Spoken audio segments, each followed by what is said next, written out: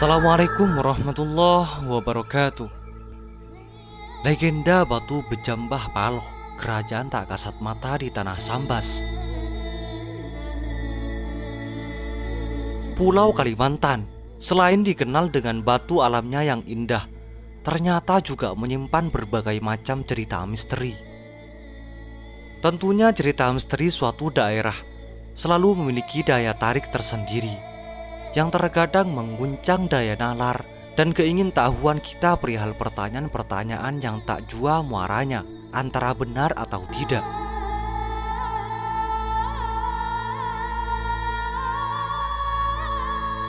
Konon katanya, di Tanah Paloh pernah terjadi pertempuran besar yang melibatkan orang halus atau orang bunian. Makhluk tak kasat mata tersebut berasal dari tanah Jawa, Bruni, dan Pahang. Tidak tahu persisnya apa yang menyebabkan ketiga kubu tersebut bertikai di Tanah Paloh. Peperangan tersebut berlangsung sangat lama dan tak kunjung ada yang merasa kelelahan. Orang bunian dari ketiga kubu tersebut sangat hebat dalam bertarung dan memiliki kesaktian yang dalam. Berangkat dari hal tersebut, maka turunlah 4 dewa bersaudara dari alam nirwana. Tujuan turunnya keempat dewa tersebut untuk mendamaikan pertempuran sengit yang telah berlangsung lama itu. Selain itu juga, masing-masing keempat dewa tersebut mempunyai tugas khusus. Dewa yang tertua bertugas menjaga harta yang ada di atas bukit. Dewa yang tengah menjaga daerah rawa. Dewa yang muda menjaga di pinggir sungai. Sedangkan dewa yang bungsu menjaga di tengah-tengah sungai. Dengan pembagian tugas seperti ini, maka seluruh penjuru Tanah Paloh atau Binua Paloh sudah dijaga ketat oleh keempat dewa itu. Dengan keberadaan mereka di Paloh, maka dibuatlah suatu peraturan tegas. Bagi siapa yang melakukan peperangan atau bersikap tidak benar, akan diberi hukuman seberat-beratnya. Hal itu bukan hanya diperuntukkan buat orang halus, tetapi juga berlaku kepada manusia kasat mata hingga hari ini. Selang beberapa tahun kemudian, kondisi Tanah Paloh semakin aman dari ancaman pertikaian kaum bunian. Orang-orang Borneo, manusia kasat mata hingga manusia tak kasat mata, mulai membuka hubungan dagang dengan orang-orang di Pulau Jawa. Banyak saudagar dan pedagang dari tanah Jawa membawa emas, intan, dan barang tambang lainnya dari Pulau Borneo ke pulau mereka. Karena terjalinnya hubungan dagang yang sangat menguntungkan bagi kedua belah pihak, maka salah satu kerajaan di tanah Jawa melihat hal tersebut sebagai sebuah jalan sutera atau peluang untuk mencari harta kekayaan berupa barang tambang dan lainnya. Mereka orang Jawa yang belum pernah ke Borneo merasa penasaran akan berita tentang kekayaan akan Borneo dan ingin memastikan apakah benar Pulau Borneo menyimpan harta kekayaan terpendam yang sementara ini belum pernah dijamah oleh bangsa asing. Konon asal-muasal nama Borneo berasal dari kata berlian atau dengan kata lain tanah yang banyak menyimpan harta kekayaan. Untuk memastikan dan membuktikan rasa penasaran itu, maka diutus oleh kerajaan Jawa sebanyak 2 kapal layar untuk melakukan ekspedisi ke Pulau Borneo. Kapal layar yang pertama dinahkodai oleh si muda dan si bungsu, sedangkan kapal layar yang kedua dinahkodai oleh Raden Martil dan Pangeran Marta. Mereka dijaga oleh pengawalnya yang setia beserta juragan yang bijaksana. Berbulan-bulan kedua kapal layar itu berada di lautan luas demi suatu tujuan, yaitu untuk menunaikan titah Raja Jawa yang ingin mendapatkan kabar gembira mengenai keberadaan harta kekayaan di Pulau Borneo. Akan tetapi di tengah perjalanan, kapal layar mereka terpisah dikarenakan badai laut menerjang dan mengalihkan haluan layar kapal mereka. Akibatnya mereka berlainan arah dan kemudian mereka terpisah, di mana kapal layar milik Raden Martil dan Pangeran Marta terdampar di Pulau Borneo bagian selatan. Sedangkan si bungsu dan si muda tersesat di bagian hulu sungai Paloh. Karena daerah hulu sungai pada saat itu dangkal, maka kapal layar yang ditumpangi si muda dan si bungsu terkandas dan menabrak batu di tengah sungai. Kebetulan batu tersebut dijaga oleh dewa yang bungsu. Sontak membuat ia menjadi kaget dan marah. Maka dewa yang bungsu segera mengadukan perihal ini kepada 3 saudaranya.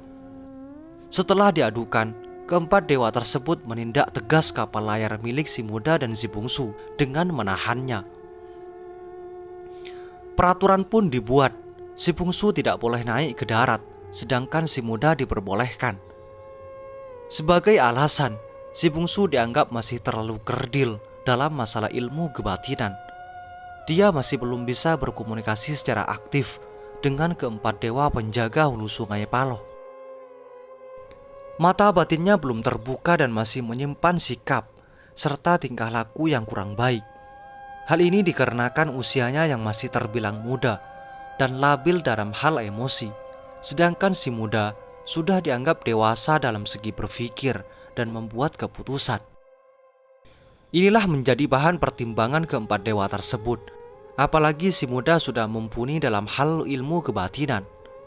Buktinya ia sanggup menembus alam bunian kota Paloh baru Bejamban.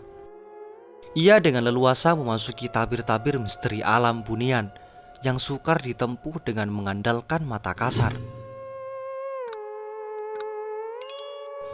Hari berganti hari, tak terasa sudah sedemikian lama si bungsu menunggu kakaknya si muda di bawah bukit. Orang yang ditunggu-tunggu sampai sekarang belum tiba juga. Apakah gerangan yang telah terjadi terhadap si muda di atas sana? Maka timbul prasangka buruk si bungsu. Apakah kakaknya masih bernyawa ataupun sudah tiada? Timbul hasratnya untuk menemui dan menjemput pulang si kakak. Tapi apakah daya, ilmu kebatinannya untuk menembus pintu gaib di tempat ini belum memadai. Dengan berat hati, si bungsu termanggu sambil terus menunggu di bawah. Untuk mempertahankan hidupnya, ia makan dari buah-buahan dan ikan yang hidup di hulu sungai itu. Bertolak belakang dengan kehidupan si bungsu, kakaknya hidup bergelimang kenikmatan dan kesenangan. Semua yang ia inginkan terpenuhi.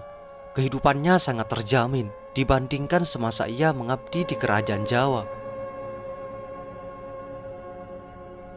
Dewa-dewa dari kayangan sangat memberikan perhatian lebih kepada si muda, dikarenakan sikap dan tingkah laku beliau sangat sesuai dengan gaya hidup para dewa. Tutur katanya santun, perangainya elok, ucapannya jujur dan sangat mematuhi peraturan yang telah dibuat oleh para dewa. Di samping itu, si muda terkenal dengan sakti mandragunanya. Hal itulah yang membuat para dewa berpikir akan menjadikan si muda sebagai penguasa kota Paloh. Harapannya dengan kesaktian yang dimilikinya, suatu saat mampu menjaga kota Paloh dari ancaman makhluk halus yang sewaktu-waktu bakal menyerang. Jika hal itu terwujud, maka keempat dewa tersebut sudah dapat kembali lagi ke kayangan dan segera meninggalkan tugasnya di bumi. Akhirnya harapan itu menjadi kenyataan. Hari-hari ke hari si muda semakin kerasan tinggal bersama dewa di alam buniannya. Tingkah lakunya sudah layak dikatakan sebagai manusia setengah dewa. Sebelum dilakukan acara pelantikan, terlebih dahulu para dewa menanyakan kesanggupan si muda untuk menjadi seorang raja. Setelah menyatakan kesanggupannya, si muda dan para dewa membuat suatu perjanjian gaib, yang mana isinya adalah barang siapa yang menjadi penguasa kota Paloh hendaknya menjadi pemimpin yang benar, jujur, dan tidak melanggar peraturan yang telah dibuat oleh keempat dewa sebelumnya. Jika hal itu dilanggar, maka akan turun hukuman yang setimpal menimpa kota Paloh. Itulah menandakan dan menjadi ciri khas bagi kota Paloh sebagai kota kebenaran.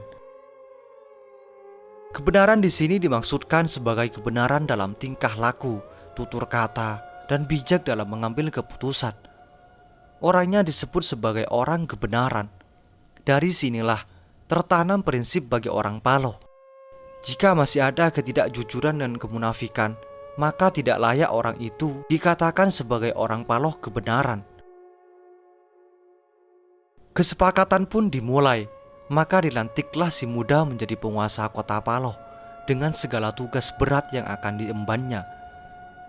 Oleh para dewa, si muda diberi gelar Raja Muda untuk mengungkapkan rasa hikmatnya. Raja Muda memberi nama kerajaannya dengan sebutan Batu Bejamban. Mengapa disebut Batu Bejamban? Karena jalan menuju istana kerajaan gaib Raja Muda disusun di atas tumpukan batu yang menyerupai tangga. Arah tangga tersebut menuju ke atas bukit, di mana tiap ruas lereng bukit terdapat 7 sumur air yang tidak pernah kekeringan.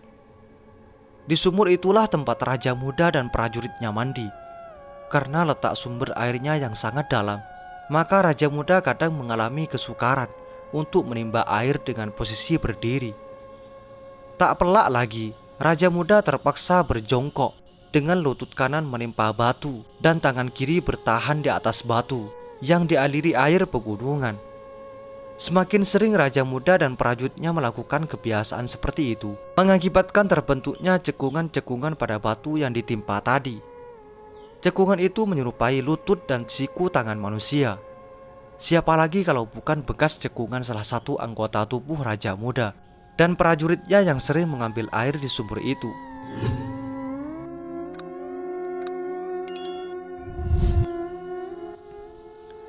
Kembali lagi ke cerita si bungsu.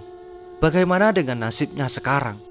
Ia hidup sebatang kara di tepian hulu sungai, kadang mengumpulkan bahan makanan dari hutan dan meramunnya di atas kapalnya yang terdampar. Ia masih setia menunggu kakaknya yang tidak ada kabar itu. Ia takut pulang ke Jawa sendirian, sebab pertanggungjawaban dengan raja akan semakin berat. Selain itu, si bungsu tidak punya nyali untuk mengemudikan kapal layarnya, dikarenakan pengalamannya yang masih terbatas. Maka diurungkanlah niatnya untuk meninggalkan tempat di mana mereka berdua terdampar. Selama berdiam di situ, si bungsu sering melakukan pelanggaran atas peraturan yang dibuat oleh para dewa sebelumnya. Ia sering mengganggu kehidupan hewan di hutan, tumbuh-tumbuhan, dan malah acap kali mengotori aliran sungai dengan sisa-sisa makanan yang diramunnya. Sebagai balasan, si bungsu sering didatangi makhluk halus yang seakan-akan haus darah akan membunuhnya. Penampakan buaya siluman yang seolah-olah akan menerkamnya, serta menderita penyakit secara tiba-tiba dan sembuh dengan seketika pula tanpa ramuan obat.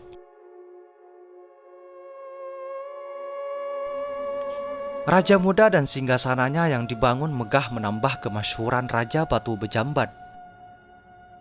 Menurut cerita yang beredar, Batu Bejamban merupakan salah satu kerajaan terbesar di Pulau Borneo yang dihuni oleh seorang raja dari bangsa manusia.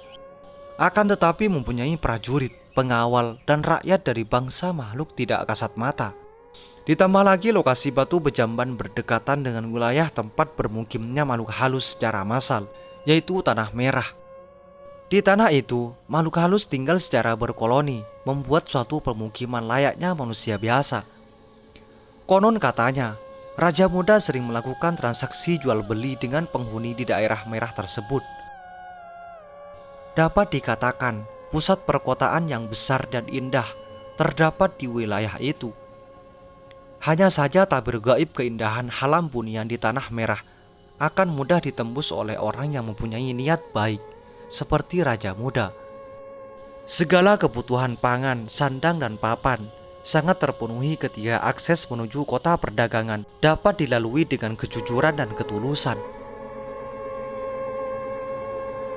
Di balik segala kemegahan tersebut, Raja Muda merasakan ada sesuatu yang hilang. Setelah merenung panjang, beliau ingat kepada adiknya si bungsu yang sama-sama berlayar dengannya. Kemanakah dia sekarang? Raja Muda bergumam. Karena semenjak ia ditahan di atas bukit, ingatan Raja Muda dihapus oleh para dewa. Dewa berkeyakinan dengan dihapusnya ingatan Raja Muda, maka segala peristiwa mulai dari terdampar hingga terpisah dari adiknya si bungsu dapat terlupakan. Hal ini bakalan tidak akan mengganggu para dewa dalam memberikan ajaran yang baik kepada Raja Muda, sehingga Raja Muda akan merasa betah dan nyaman dalam menyerap ilmu kebatinan yang diturunkan kepadanya oleh para dewa. Di balik terawangan Raja Muda dari singgasananya, tampak sesosok tubuh kerdil sedang meramu makanan di atas kapal layar yang terdampar. Sesekali ia memastikan sosok tersebut apakah benar adiknya yang sudah lama ia tinggalkan. Setelah memperoleh kepastian, Raja Muda menyuruh para prajuritnya untuk segera menjemput adiknya si bungsu ke singgasananya. Dengan perasaan senang bercampur takut, si bungsu digiring oleh para prajurit kerajaan menuju batu Bejamban. Satu demi satu pintu alam bunian terlewati. Begitu juga dengan ketujuh sumur di setiap lereng bukit. Sesekali si bungsu berdecak kagum atas apa yang ia lihat dan rasakan. Seumur hidup ia tidak pernah melihat indahnya arsitektur bangunan luar hingga bangunan dalam kerajaan. Tidak pernah terbayangkan dalam benaknya dapat merasakan betapa asri dan wanginya taman yang menghiasi setiap sudut tangga jalan menuju batu Bejamban. Saking terpananya, ia tidak sadar sudah berhadapan dengan seorang raja yang gagah berani dan tampan.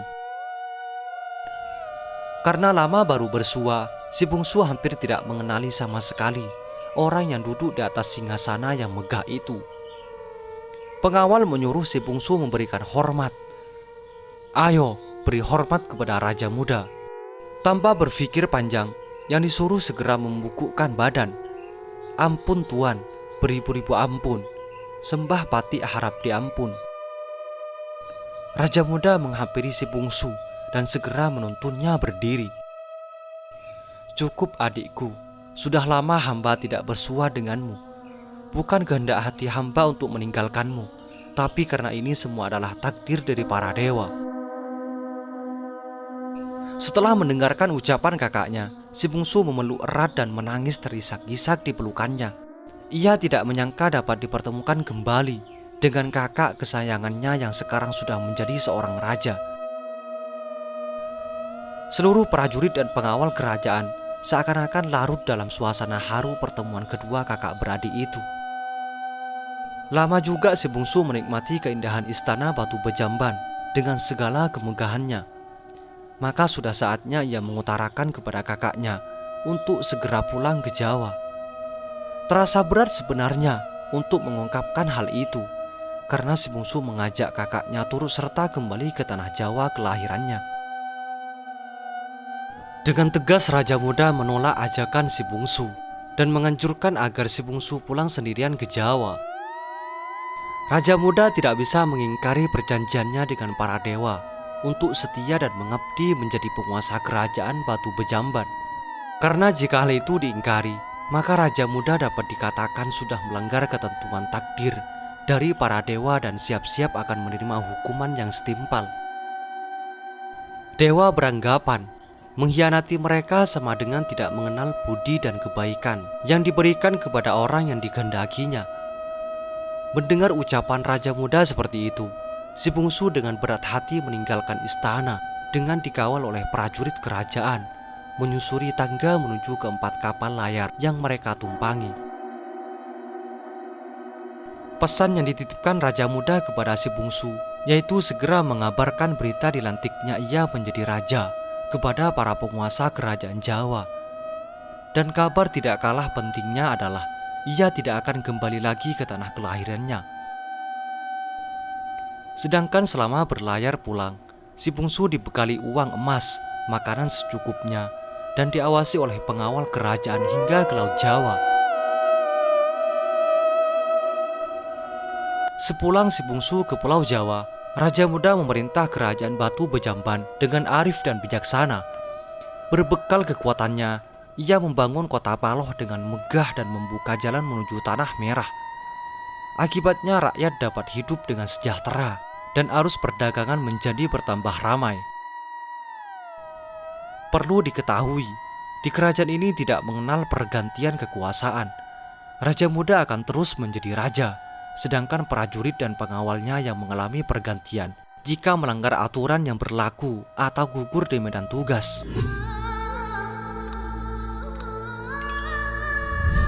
Layaknya sebuah kerajaan di alam fana, Raja Muda menginginkan keamanan dan ketenangan lingkungan istana tetap terjaga. Oleh karena itu, ia menginginkan ada orang yang memimpin pasukan prajuritnya untuk melakukan penjagaan ketat di setiap penjuru istana. Karena dikhawatirkan, setelah dibukanya arus perdagangan ke Tanah Merah, akan membuka ruang bagi makhluk halus lainnya untuk berbuat yang tidak baik terhadap wilayah kekuasaannya.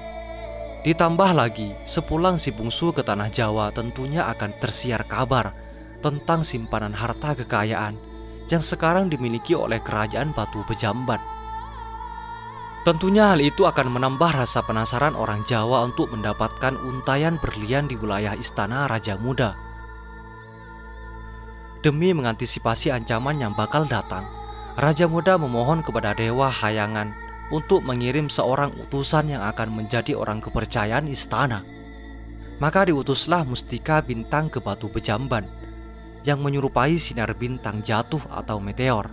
Ia ditugaskan untuk menjaga harta kekayaan istana yang tersimpan di dalam gua dan menerangi daerah kekuasaan Raja Muda ketika malam hari.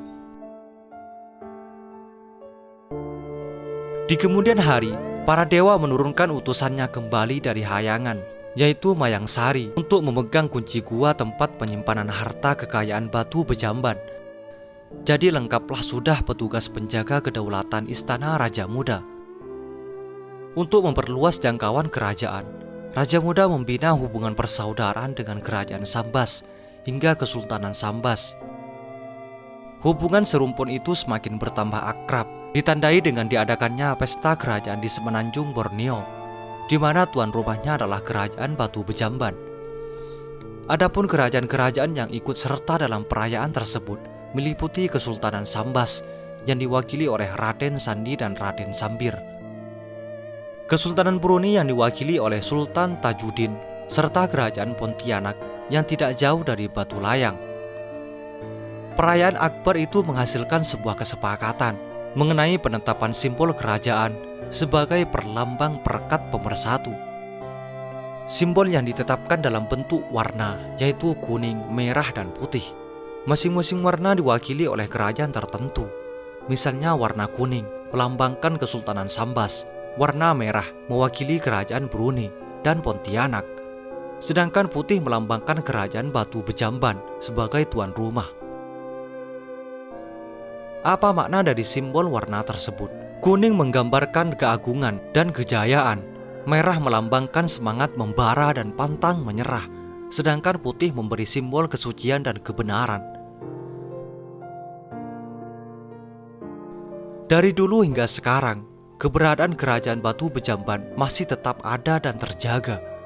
Raja Muda dipelihara oleh dewa untuk tetap terus memimpin kota Paloh kebenaran.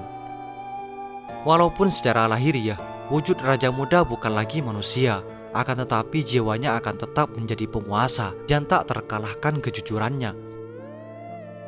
Maka dari itu, hanya orang yang jujur dan bertingkah laku baik akan dipertemukan dengan beliau, serta diperlihatkan kemegahan istana gaibnya.